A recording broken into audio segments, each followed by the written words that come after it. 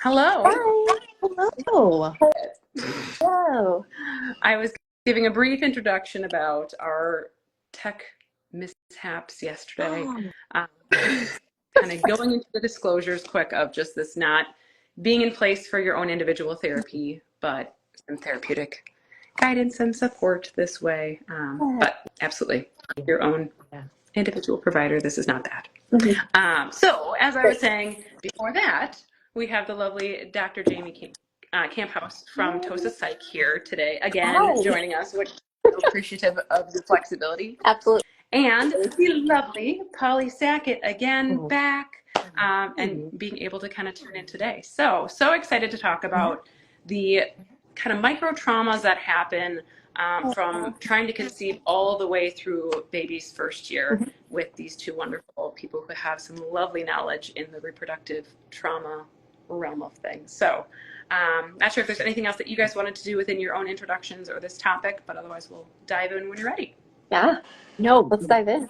ready to go. I'm so grateful that you two are letting me dip into what happened last night and be a part of it today. Super pumped. Yeah, this is So let's better go. because you're here. Yeah. So Oh, we're Yes, excited. I'm it's excited. the best. Yeah. It's the best. So, Mhm. just wanted to start off with the misconceptions about trauma. I know a lot of people I talk to when I kind of bring in the fact of like a trauma lens or just that perspective. A lot of people kind of have this like, oh, wait, what? Because I Mhm. think there's a misconception that trauma has to be something big or huge. Mhm. So, just wanted to get your feel for that if that's something that you guys see as well in your practices. Oh, yeah, absolutely. I feel like I have this discussion often because we have this misconception of trauma being like, okay, initially it was just soldiers returning home from war, and then, the really big, I got in a car accident, or the very obvious, right, traumas. And then we don't look at the ways that other events and experiences can be so distressing and overwhelming. And if our system, our nervous system, isn't in a place where we can cope with them, that's traumatic, Yeah. right? And so it can be a myriad of things that can actually be so traumatic, especially when we're talking about fertility and giving birth and baby's first year. So I think it's so helpful to understand that it really isn't as much about the experience, but how it lands within your system. Yeah. Yeah. Yeah. Yeah. Well said. Well said, Jamie.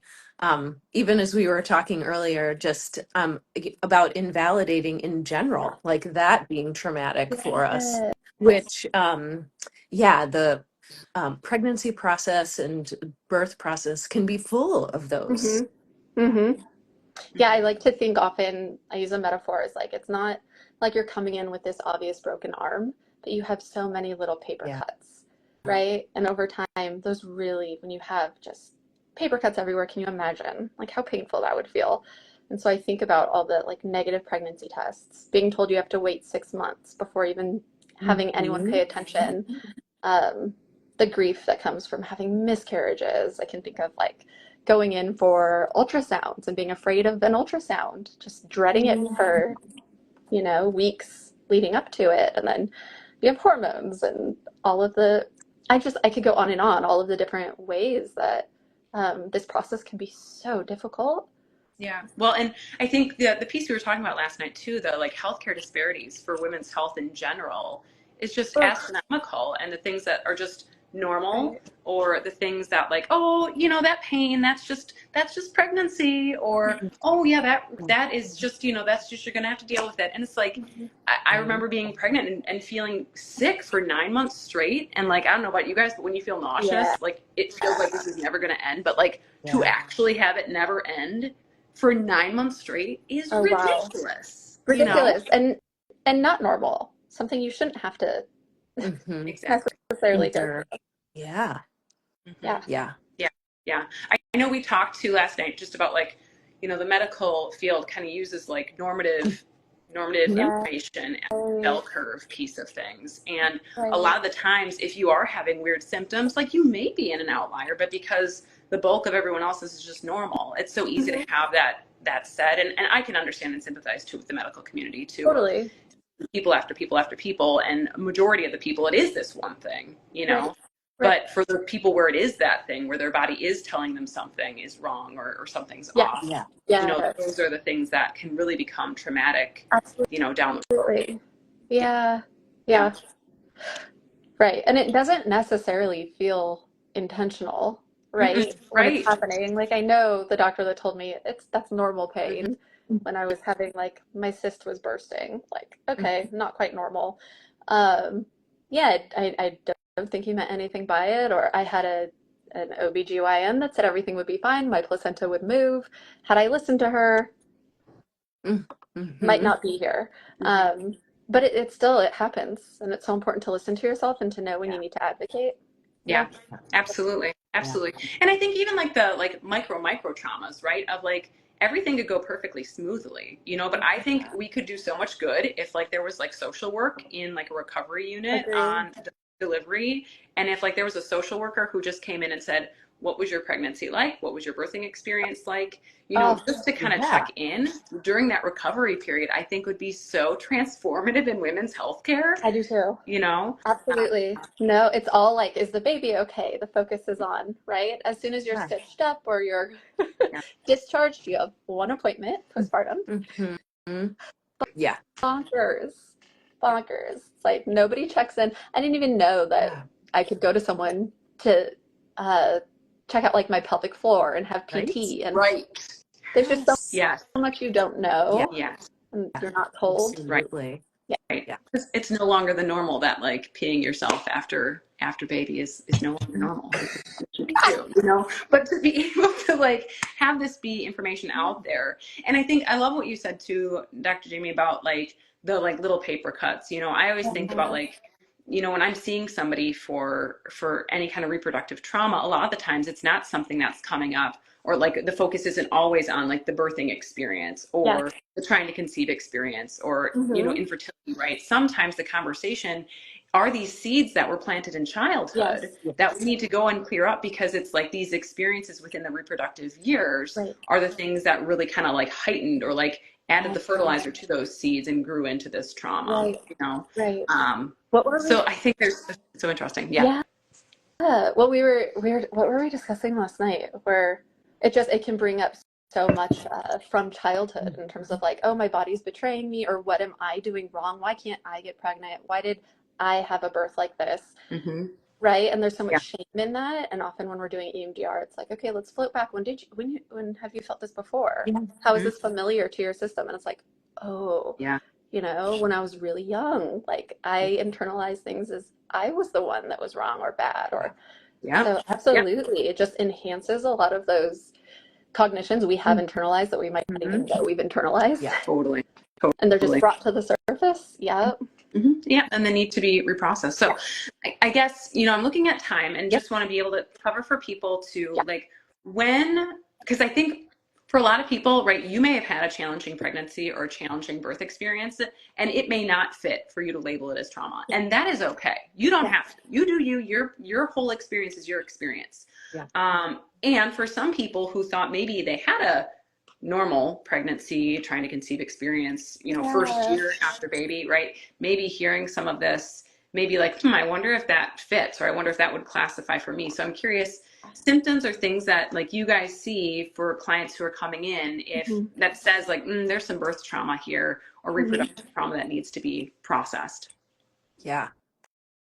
Yeah, absolutely. I for certain see that come up as I work with folks. And one of the things that I notice is just how like shrouded even still this particular time is in like for birthing people, and that we like coming out of it, even just, I mean, one of the things I see is sort of like minimizing Yes.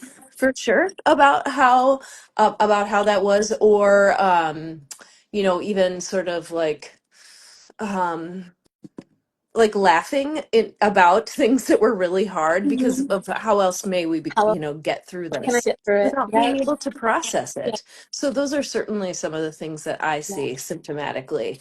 um Often of that yeah. avoidance. Yeah, that Yeah. Yeah. yeah, that avoidance.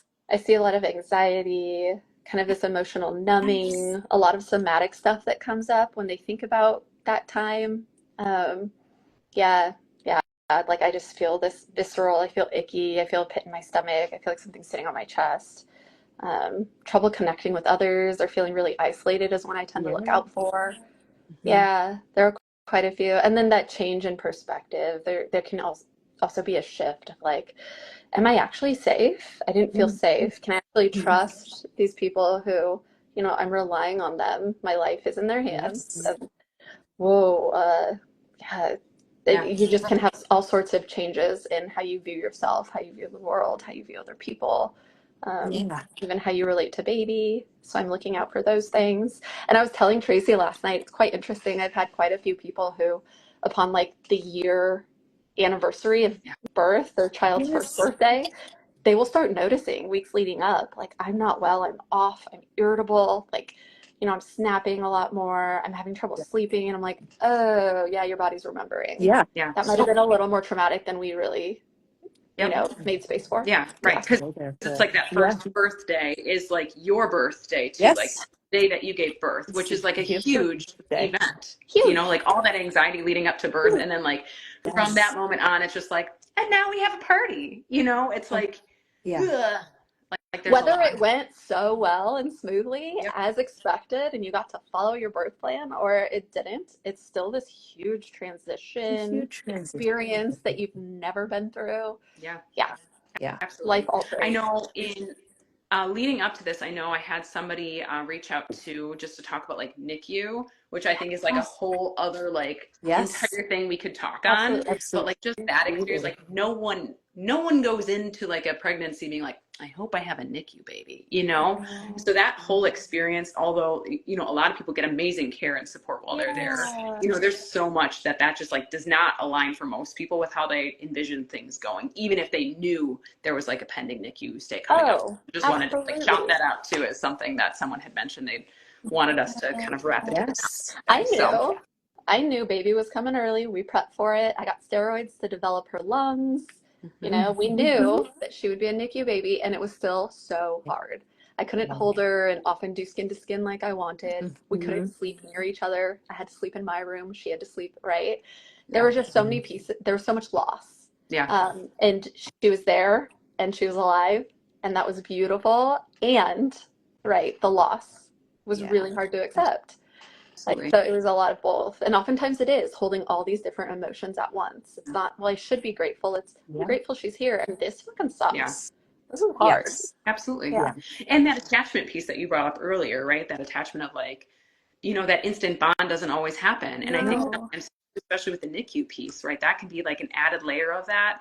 Yeah. I think sometimes like even like icky feelings that no one wants to talk about, which is what we're doing today, Mhm. right? It's like resentment towards Mm-hmm. baby, right? Like Yep. that's so common It too, is. because even if everything went smoothly, it's a shift into a new perspective, a new identity. And there can be some grief and loss within your identity before then, and some resentment as Absolutely. well. And everything could have gone really smoothly too. So even just stepping into parenthood, as a birthing Yeah. person can be traumatic in a way Yeah. Mm-hmm. Yeah.